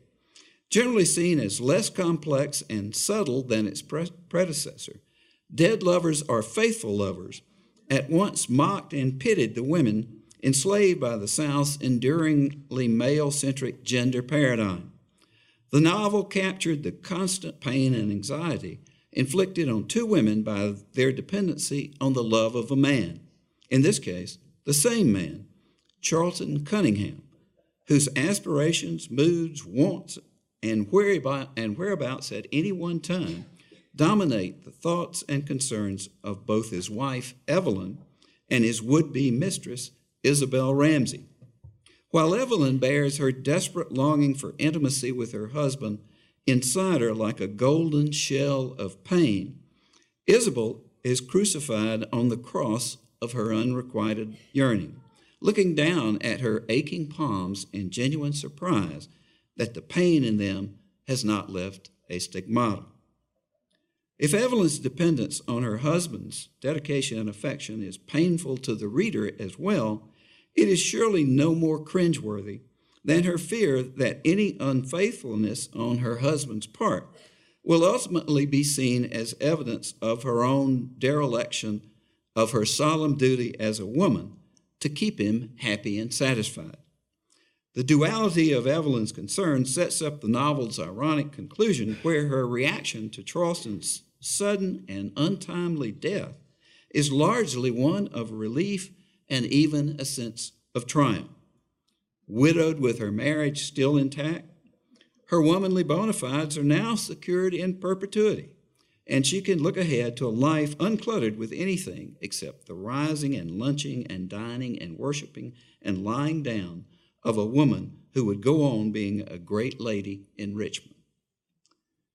Shortly before Dead Lovers was published in the spring of 1928, Newman left for France, where she would complete her translation of the short stories of Jules Lefort. Despite the onset of a serious eye problem, which eventually forced her to return to the U.S. in June. After several months of misdiagnosis and mounting pain, she was found unconscious in a New York hotel room on October 29th and died a few days later. Almost immediately, rumors were swirling that her death was a suicide, particularly among critics eager to write her off as an intensely neurotic, pathetically unfulfilled spinster. Those acquainted with Newman personally knew better. H.L. Mencken scoffed at the suicide talk thrown around by her bitter enemies, who were eagerly seizing the chance to dance around her coffin. For Cabell, Newman was no neurotic, but an incomparably amiable companion, always flaringly alive and deeply interested in one or another human happening. Cabell lamented the tragically brief season of Newman's career and ventured that had some 5 more years of living been accorded her, she would have stayed remembered, not merely as unique, but as supreme among women writers of America. Cabell's careful qualification of his assessment offered more than a whiff of the patriarchy that Newman so consistently assailed. And some of today's readers might not concur with his conclusion that at her death, she had yet to create a memorial which is worthy of her genius. Still, it is only fair to admit that despite the reissue of both her major novels by the University of Georgia Press, 90 years after her death, Frances Newman's genius remains a much too tidily kept secret.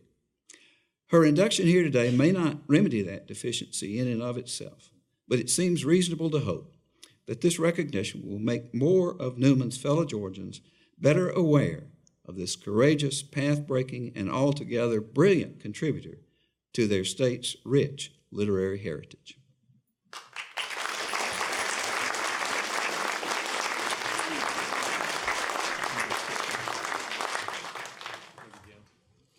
Appreciate that.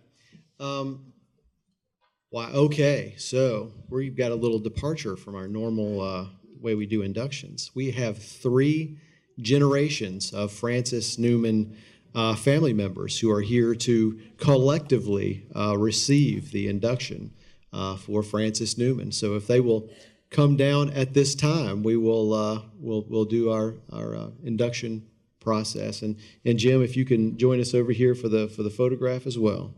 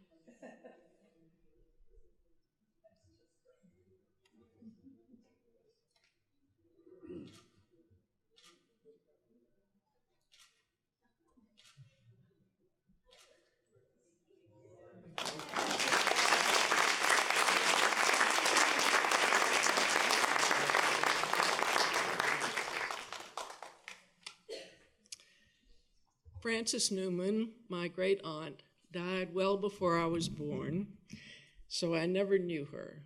But I knew and loved many people who knew and loved her, especially my grandmother, her sister. She was deeply and authentically herself, and that selfhood was the wellspring of her remarkable writing. And I believe she helped make an ethos in our family for those of us who have followed to be our true selves. For that, I am very, very grateful, and deeply grateful to the Georgia Writers Hall of Fame, and especially to Jim Cobb, for this great honor for her, which means the world to us, more than I can say. I wish she were here, and I wish all of her dear ones were here too, but it means a great deal to us to be here. Thank you so much.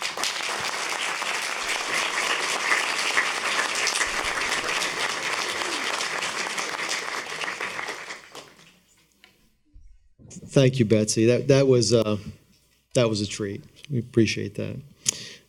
It's now my pleasure to welcome to the podium Mary Hood to induct Cynthia Shearer. Mary is a 2014 inductee into the Georgia Writers Hall of Fame. She's a two-time winner of the Townsend Prize, a winner of the Lillian Smith Book Award, among others, and is described by the New Georgia Encyclopedia, which does not lie, as one of the finest writers of fiction today. Mary Hood.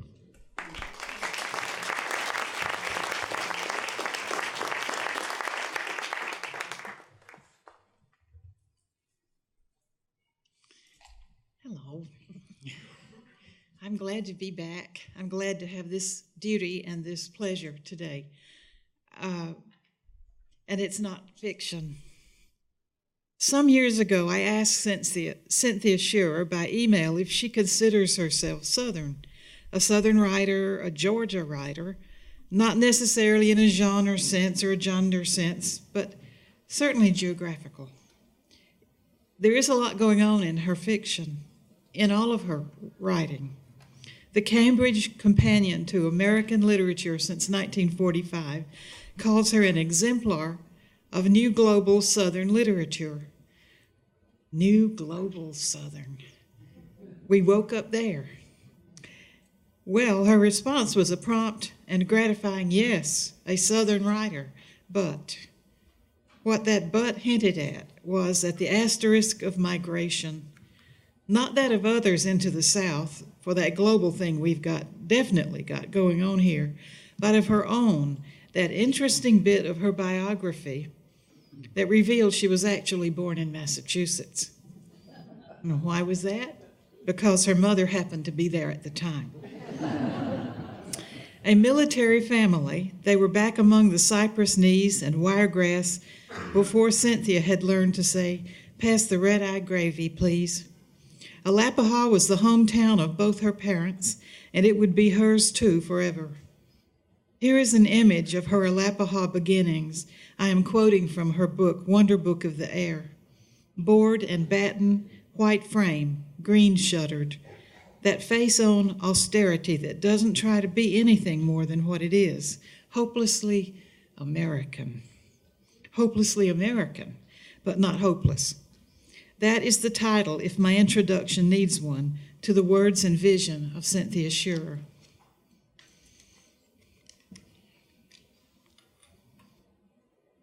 To discover and develop the gift of one's promise and keep that promise but give the gift on are the arc of a writer's life, binding the personal and private to the public. In Wonder Book, Cynthia's character, Field, has a mantra he breathes during his deepest dreads and joys. I will not forget us, whoever we were. I will not forget us, whoever we were. Cynthia's novels, Wonder Book of the Air, set in Alapaha, and The Celestial Jukebox, set in the Mississippi Delta, are about how we remember and understand who we were and who we are becoming, how we need to love and be loved in new or failing languages and places, how perilous creating a nest and leaving home can be, and how we have to risk loss, for if we do not, we have already lost. She has written, Every house is a compromise between what once was and what can be. There, in the simple declaration, what can be, 3 little words are what make Cynthia Shearer's work both hopelessly American and also not without hope. For hope is that American thing about what can be, that chord of a lifeline, chords of life's song that draw us toward the opening door for what can be. Cynthia's characters show us that love can be and is an act of imagination, of creation, and can be made from salvage. Sorting through the ruins of their own families, Field and his father seek common ground, some thread of connection. They go junking in his father's beat-down old Winnebago, the mobile nest the old man now calls home. Good stuff's always in the back, he counsels Field. You got to wade through 40 years of kitsch to get to the treasures. Cynthia Shearer has waded in. In acclaimed articles and essays about Southern blues and very lost musicians, she has found treasures for us, long buried under the roadside velvet Elvises. Field and his father finally discover each other and a common ground in music. They dig out old LPs. Listen, they entreat each other in dawning hope. In Cynthia's essays and fiction, music is the weather of hope. We are drawn in by the possibilities of what we may hear. Hope and dread resonate, find expression or caption in the music that the characters listen to and hear, by choice or accident. The air our aircraft fly through, the air we breathe, is filled with music. Her novels ought to have playlists, maybe a CD in back. In her novels, she has given us more to treasure. She has shown us characters learning the hard way to practice hope against all the things that ravage what love and family can best be. Along the way, fresh perspectives on war, on peace, on civil and personal revolutions, the slammed shut doors of the past, and the opening path of the future. If choices narrow as we get older, they deepen too. Elizabeth Lawrence, the Southern garden saint of little bulbs and market bulletins, wrote of the ties that bind Southerners to the people and gardens in our moving van rearview mirrors. What has gone is not lost. The future is the past entered by another door. When Cynthia Shearer sorted her befores and packed her afters into her Plymouth Valiant in August 1977, she was leaving Alapaha, Berrien County, and all of Georgia behind, including her grandmother's garden, the landmark camphor tree, and pomegranates, the Alapaha River, where she had learned to swim, and a first year of teaching, special education, taking with her, I asked, besides her diploma and all she'd learned from life at Valdosta State, her cookbook, a corkscrew, and an iron skillet. Main requirement, she says. Ahead were all the surprises and jinxes of the quotidian. Revolutions of agenda, settling down in Oxford, Mississippi as curator of Faulkner's Roanoke, including his juicy fruit wrappers. Yes, they are now safely archived. Oxford brought her a master's degree, completion of coursework for her PhD in English, marriage, motherhood, and turning from her doctoral path and work. If not a revolt, certainly an act of deep courage and hope, to pursue what had already caught her, the call to write. Her first novel, The Wonder Book of the Air, had begun its germination, although she did not yet know, and the music of the celestial jukebox was already beaming her way. She could not foresee or imagine that her early days in Alapaha and the uprooting from there and transplantings would honor the workings of her memory and heart, her onboard compass mapping her way, connecting the dots of seemingly random destinations into her destiny. Nothing hinted to her that she would land here in this place, in this hour, for these events today, but here she is. So many lessons taught and learned, she has flown back, and here she is. Welcome, Cynthia. Happy landings. Please welcome Cynthia Shearer to the Georgia Writers Hall of Fame.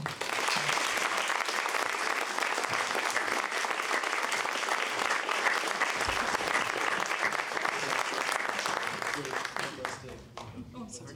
Sure. Leave that for you. That's yours. You can have it.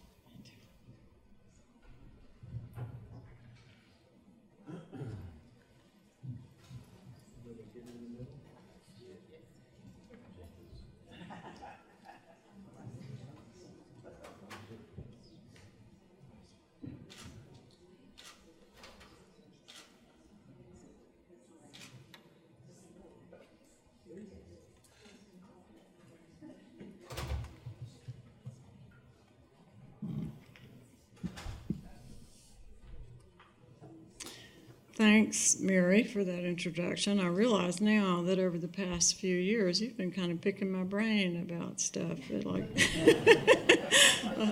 A lot of that, I remember those conversations where you were asking me these questions, and I think, why is she asking me that? But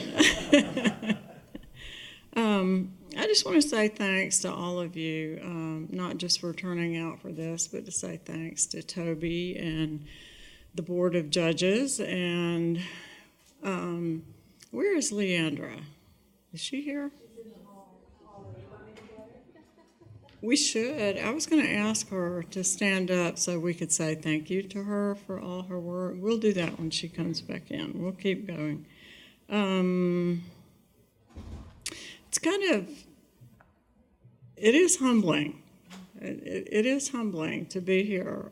You never think that anything like this is going to happen when you start out writing the books. But I think events like these are important. I know they were important to me as a beginning writer. There she is. Give it up for Leandra. I understand that you also are a writer? Yes. Okay, I will be watching. I'll be watching more for that. But thanks for all your work on this. As I was saying, these things are important for people who want to write because, if you grew up in small towns in Georgia, you probably were in your middle years before you ever encounter an actual publishing writer, and it's kind of a big deal. So I think events like these are important because they kind of demystify the whole process when you see that people are actually living, breathing human beings, with runs in their pantyhose or whatever. These things are good. But it's also really good just to be here in Athens, which will always be to me my brother Lee's hometown. He's been here since, I want to say, 1967 when he started as a freshman at Georgia. Many of you know him as a reporter for the Athens Banner Herald.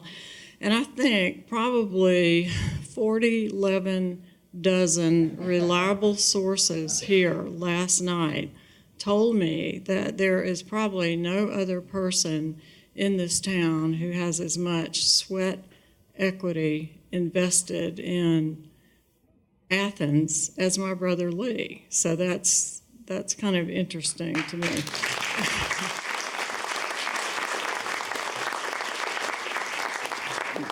But it's also a bit weird to be here today, I have to confess, and I'll tell you why that's so. Athens was always kind of remote and exotic when I was a child. I knew it as a city where we brought my brothers to come to college, and because we lived in the flatlander part of the state. You have to have been there to understand how flat is flat down there. It's in the part of the state that's called the coastal plain. Even the dirt is different. So I was a little weirded out when I saw how red the dirt was up here and that people would just build houses into the side of a hill. It was something I'd not seen before. I remember when my brother Mark, who is in this room somewhere, when we brought my brother Mark in 1964 to start his freshman year, there weren't enough dorms. And so he ended up living, I think, in the basement of a woman named Mrs. Tony. Is that right? And what street was that on? Millage Terrace, no? Or, yeah, that was, and so all that was big doings to me as a child. So Athens has always been kind of cool to me. And based on that, I always meant to come to the University of Georgia to college when the time came in 1973, but my mother would not hear of it. I think she knew that if I came to Georgia, I would also be a college radical like my brother. And she didn't think that was a good idea. She said, things are different for girls, but why? Think things are different for girls. So I went to local schools, ABAC and Valdosta, but the accidental good fortune of that is that I was taught by some awesome Georgia English teachers. The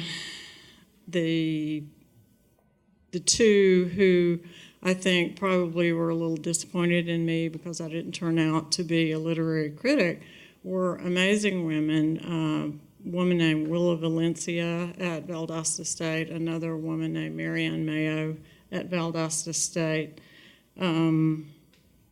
But I want to talk about two other Georgia English teachers. That's basically the gist of what I have to tell you today. Let me find a place here. I wanted to tell you about John Hires. I don't know if anybody in the room, raise your hand if you know John Hires. Okay. He helped me here. I think he studied at Emory with Floyd Watson.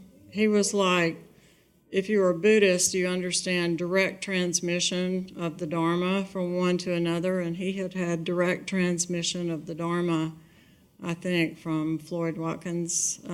He knew Clint Brooks. He knew, and this was my Southern Literature professor at Valdosta State. As a senior, I took his Southern Literature course, and it was very, I don't think I'd ever had to read so much in one quarter. I remember the quarter system. But I also remember how terrifying his final exam was, but how that final exam, when I look back on it, I think that final exam kind of changed my life and kind of sealed the deal for me in a lot of ways. It was an old school essay exam. You had to show up without your books, without your notes, and you had to write him an essay just from memory. The idea was if you could give him a kind of aerial view, an aerial map of Southern literature showing what you'd learned that quarter, you were good to go. I think I used like 2 or 3 blue books. My essay was a kind of mashup or love letter to the ancestors we had read, Mr. Faulkner, Mr. Warren, Mr. Richard Wright, Mr. Walker Percy, Miss Welty, Miss Porter, Miss O'Connor, Miss McCullers, Miss Hurston. It was kind of like the begats in the Bible, that essay that I wrote, how William Alexander Percy, in a way, begat William Faulkner, because Faulkner thought that Lanterns on the Levee was not honest enough.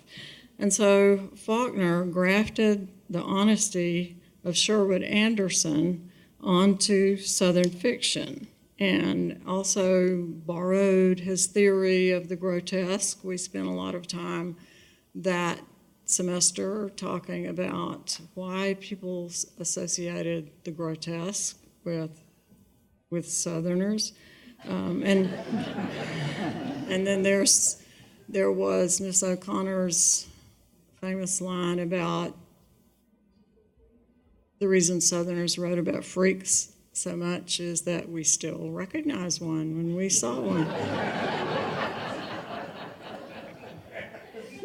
In that essay, I think I even used the line about Faulkner's line about how honesty in your writing was worth the outrage of any number of old ladies. Now that I am an old lady, I still remember 40 years later what it was like to write that essay for John Hires and to leave that room almost reluctantly. You know, it's been a good course when nobody wants to leave. But I was walking across those lawns in Valdosta between those big white buildings with those red tile roofs, and it was the end of spring quarter, and the azaleas were blooming, and I was just kind of floating. And I had this line, it was like I was just stoned on Southern literature, and I had this line from Thomas Wolfe that was kind of looping in my mind, and it was a stone, a leaf, an unfound door. Very good. And I was walking across the line, and in those days, I was a weird college student. I was kind of like, I was very ascetic. I was kind of like a secular Mennonite. I didn't smoke or drink or do drugs. I did have a boyfriend, but I floated out of that exam, and I thought, I bet this is what it feels like to be high.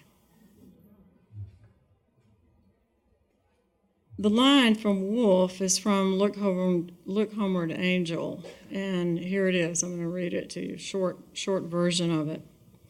A stone, a leaf, an unfound door, of a stone, a leaf, a door, and of all the forgotten faces, which of us is known as brother? Which of us has looked into his father's heart? Which of us has not remained forever present pent?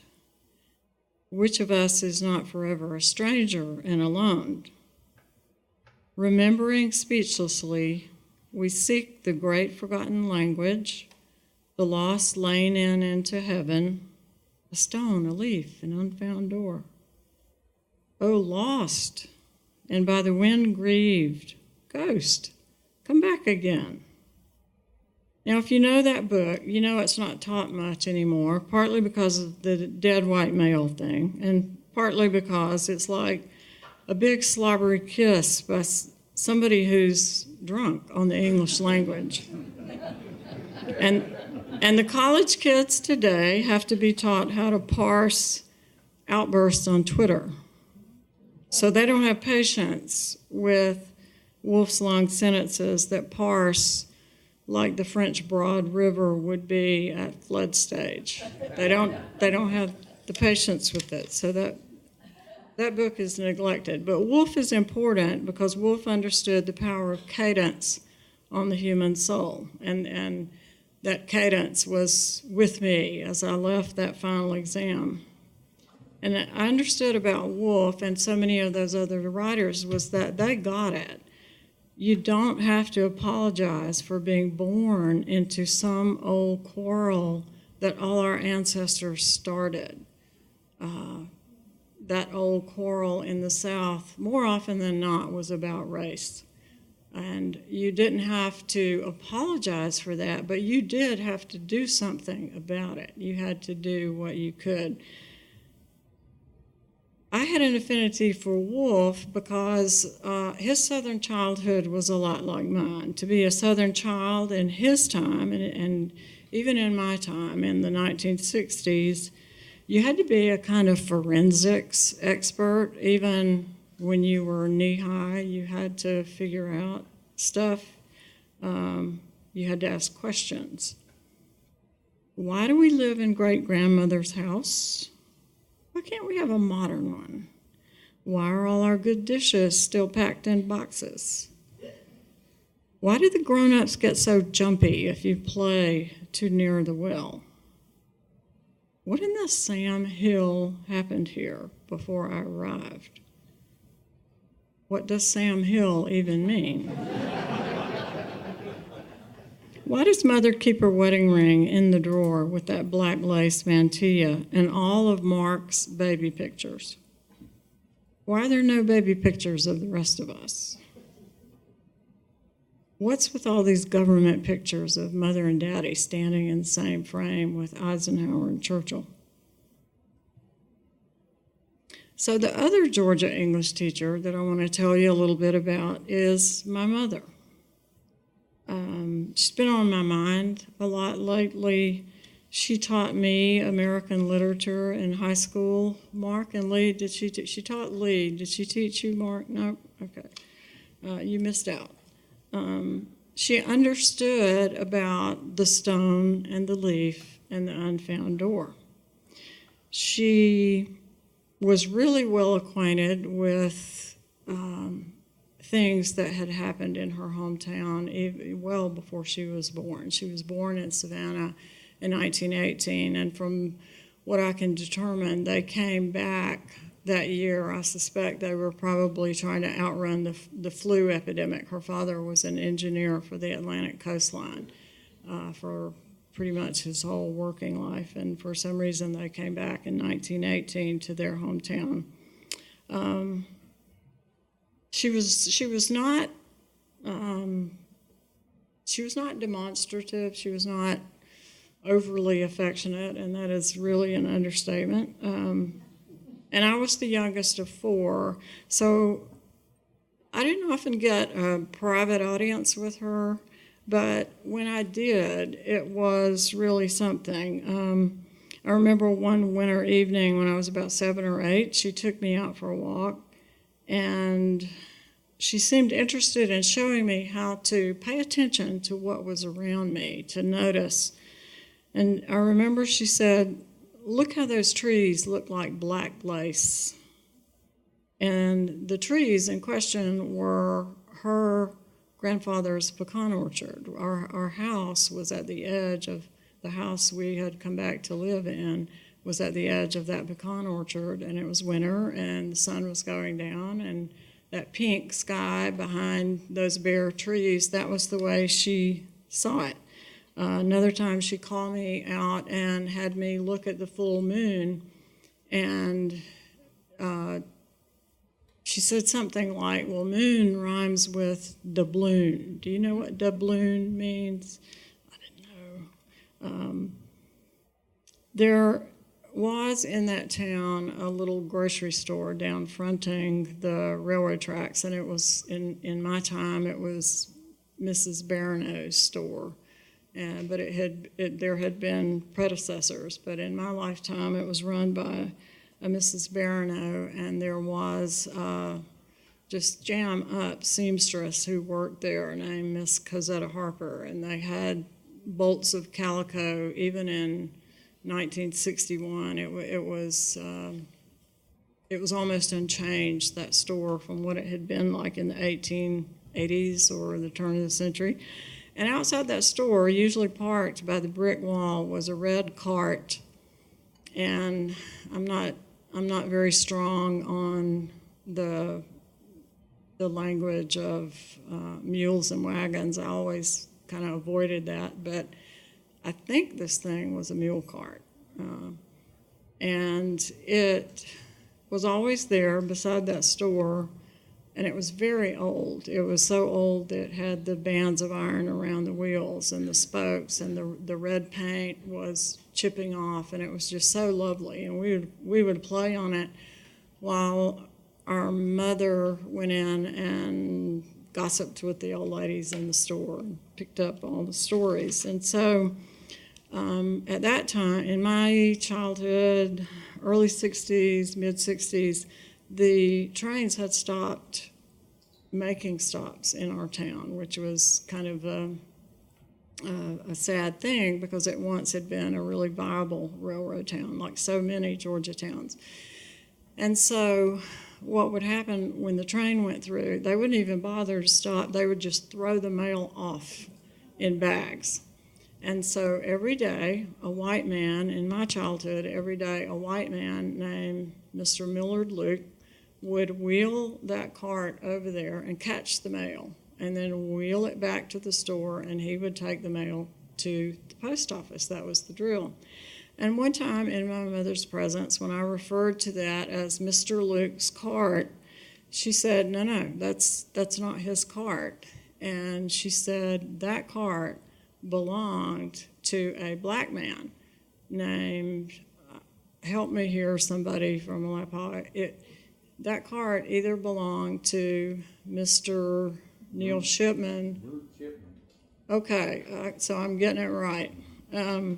Anyway, and she said that he had been the town gravedigger. Am I getting this right? And that when she was a child, she knew when somebody in town had died because Mr. Shipman would be coming down Main Street with cart and shovel, and he would be going to the cemetery to dig the grave.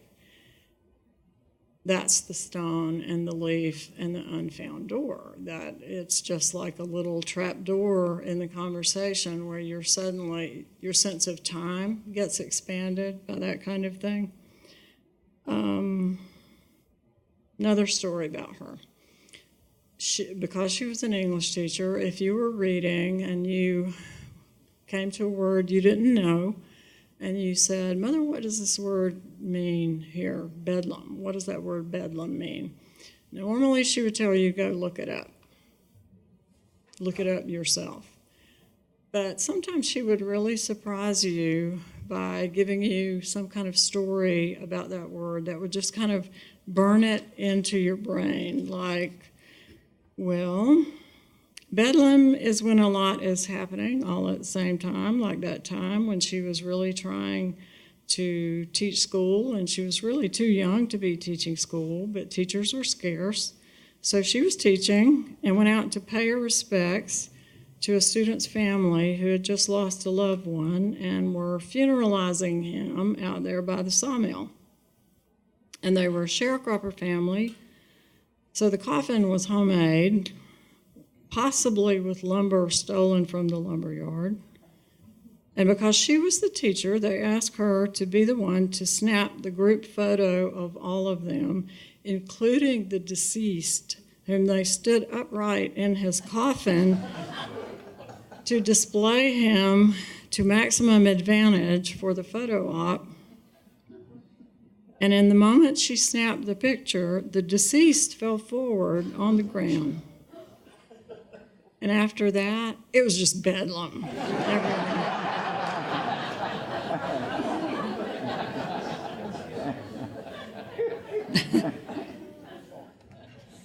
As an Air Force wife, she moved her house 22 times in 10 years. She told me we were all born in different places. When the Air Force cut my father loose in 1958, she told him she wanted to go back to Alapaha to raise her children. He told her he had more important things to do with his life than to raise children. And he started taking his leave of us. He took up residence in a little rental cottage on Wilmington Island outside Savannah. And thereafter, when we saw him, he picked us up in one of his Rambler station wagons, which I've since learned was the vehicle of choice of gun runners to Cuba in those parts and on down in Florida. And the back of his Rambler was always full of like fishing rods and gear and maps and binoculars and cameras and tape recorders, and you weren't supposed to touch it. And after we had gotten old enough to kind of earn this story from our mother, she told us, or she told me at least, that around about the time my father left us, a kind of shady character had shown up at the house, and he and my father had sat on the front porch talking, and the man was trying to persuade my father to come away with him and to train pilots, Cuban pilots, to fly old remaindered bombers from World War II. And this would have been 1959 when that was happening. And we all know what that was about. We just don't know if my father played any role in that. So maybe he left us to kind of take some kind of stand. My mother took her own stand in her own way. She became a Georgia English teacher. She was known to use phrases like universal truths or the brotherhood of man or the human condition. She used that a lot. In her eyes, a schoolhouse was an underground railroad that would send you down the road to a better life. She was passionately committed to the integration of public schools. One of her favorite books was a book called Teaching as a Subversive Activity, which I've never read. It sounds like a good one. She loved teaching Thoreau's civil disobedience to the sons of sharecroppers. One of my earliest memories of her, I was still young enough that they would, before there were seat belts, before there were car seats, they would just kind of stand you up, right? Yeah, there are plenty of people who can remember this. You would just, the little one would stand up right beside the driver, and I still remember that. But at one point, I think all of us were in a car. It was probably this old black ancient car that had been her father's, and we were coming back from Tifton to Alapaha, and it was on Highway 82, and some people stopped us, and I saw her. I remember her anger, and her anger was almost more frightening than what she was angry about. But she was dressing down some gentlemen who were dressed up in white sheets and white pointy hats. And they had these paper things, and they were trying to offer her some their literature. And she was really angry, and she said, "And don't call it literature. That is not literature." And she said, I remember her saying that they should be ashamed of themselves, and I didn't know what that meant. And I had to ask her, what does it mean to be ashamed? What does that mean? She loved teaching Thornton Wilder's Our Town, if you know that play. And she would get emotional in that scene at the end where Emily comes back from the dead to the town, and nobody can see her. She had no use for television beyond the Huntley-Brinkley report, and our televisions were often in need of repair. If you asked her to please get the TV fixed, she would start poor-mouthing. She couldn't afford it. But she would buy you any book you wanted, ever, no questions asked. She always had money for books. One of her most prized possessions later in her life was a cocktail napkin. I don't know whatever happened to this. I don't think any of us has it.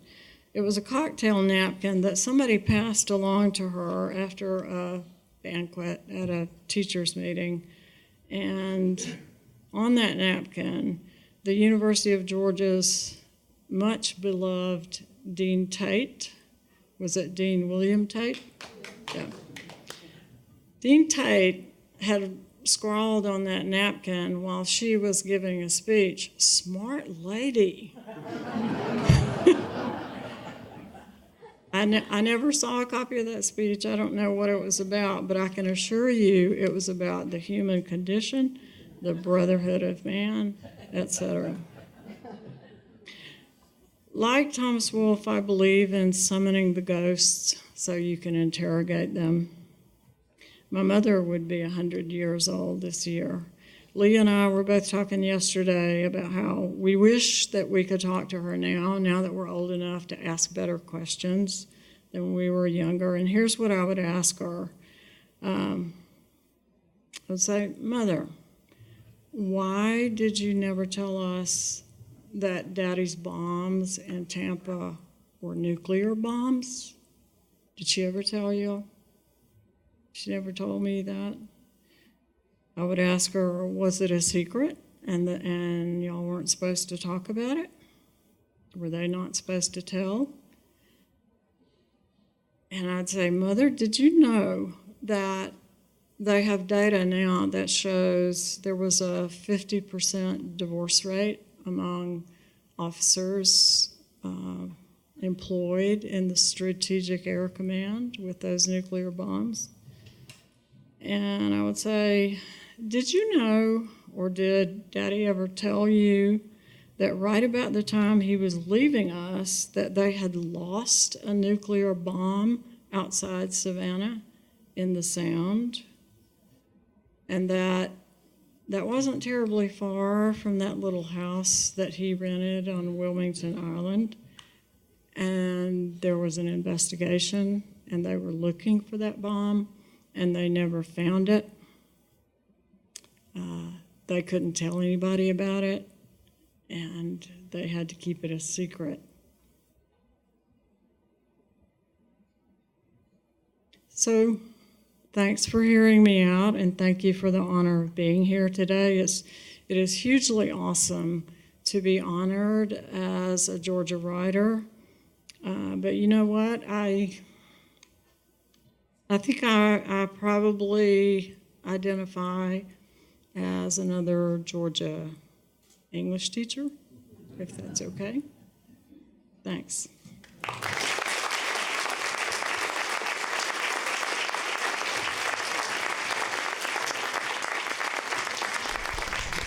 Thank you, Cynthia, and thanks to everyone for being here with us on this very special day. I hope you'll take a moment to enjoy the exhibit curated by the Hargret Library out in the hallway on the works of these 5 wonderful writers. There's a Georgia Review issue that highlights the Georgia Writers Hall of Fame that's for sale in the hallway, the books of the writers.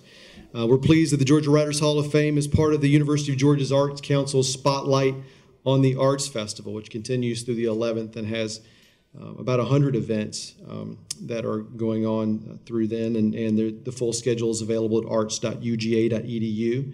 So thank you again, and let's give one more round of applause for Michael Bishop, Tayari Jones, Cynthia Shearer, and to the memory of Furman Bisher and Francis Newman.